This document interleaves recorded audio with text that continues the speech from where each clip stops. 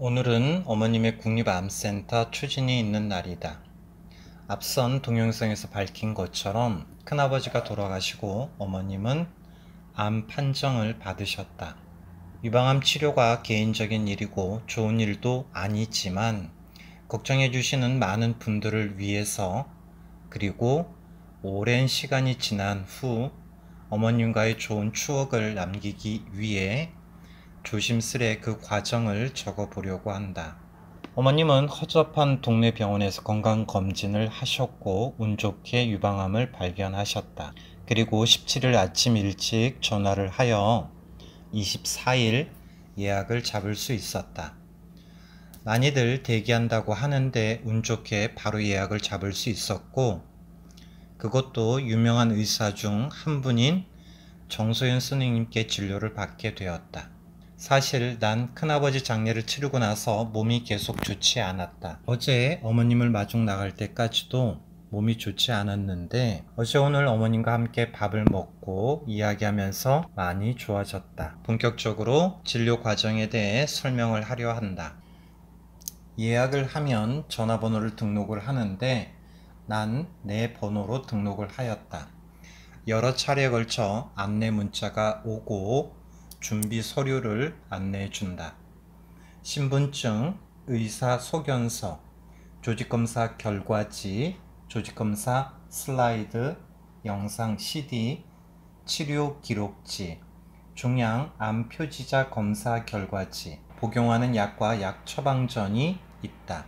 대부분의 서류는 진단받은 병원에서 준비해 주는데 조직검사 결과지는 받는데 조금 시간이 걸렸다. 첫 방문은 진료시간 40분 전까지 신관 1층 처음 진료 오신 분 안내 창구로 가야 한다. 창구로 가면 개인정보 등을 확인하고 진료비를 수납한다. 금액은 1,600원이 나왔고 동의서 등을 확인하고 타 병원 의무 기록과 영상 CD를 등록을 하게 된다. 모든 것이 완료되면 신관 3층 4구역에 있는 유방암 외과 진료실로 가면 된다.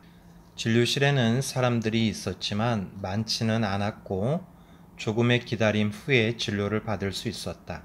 선생님은 기존의 자료를 바탕으로 암세포의 크기가 크지는 않다라고 하셨고 가족력이 있는지 물어보셨다. 또한 뼈와 폐, 간 전이가 잘 이루어지는데 뼈 스캔 그리고 CT, MRI 촬영을 통해서 조금 더 정밀한 검사가 이루어지면 몇 개인지를 말씀해 주신다고 하셨다. 현재 상태로 보았을 때는 수술 후 항암 치료는 받지 않아도 된다라고 하셨다. 수술도 수술이지만 항암 치료가 매우 힘든 과정이라는 것을 알고 있기 때문에 다소 안도가 된 것은 사실이었다. 진료를 마치고 나서 진료 후 안내 종이를 받았다. 분홍색으로 되어 있었고 오늘 해야 될 것은 수납을 먼저 하고 두 번째로는 본관 1층 영상의학과 그리고 본관 2층에 기능 검사를 해야 한다고 하였다. 영상의학과에서는 흉부 촬영, 골밀도, 유방 촬영을 하였고 기능 검사로는 심전도 검사와 폐기능 검사를 하였다. 그리고 16, 17일 날 검사에 대해서도 설명해 주셨다. 16일은 CT 촬영과 MRI 촬영이 있고 17일은 초음파 그리고 뼈 스캔, 혈액, 소변, 체열이 있다라고 하셨다.